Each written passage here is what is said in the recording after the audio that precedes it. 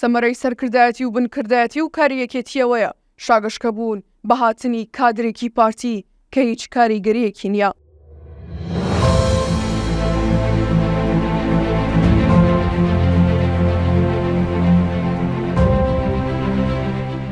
ژوان ئەحمەد کادر و میدیاکاریەکێتی نووسیوێتی لە ئێوارەوە بەشێک لە کادرانیەکێتی و ئەوانەی کراون بە سەرکردایەتی شاگەشکەبوون بەوەی مەسعودی مەلاپەروێز کاندیدی پارتی لە کەرکووک هاتۆتان ناوڕیزەکانی یەکێتیەوە. ئەو کادری پارتیە تا 4 ڕۆژ لەمەوبەر بە یەکێتی دەگوت خیانەتکارانی 16 ئۆکتۆبەر، بەڵام دیارە پاروێکی مفت و چەورتری لە ماڵە چەورەکە دراوەتێ بۆیە سەنگەری گۆڕیوە.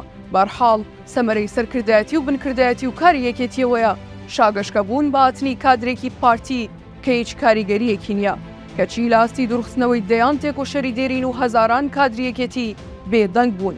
بۆچی؟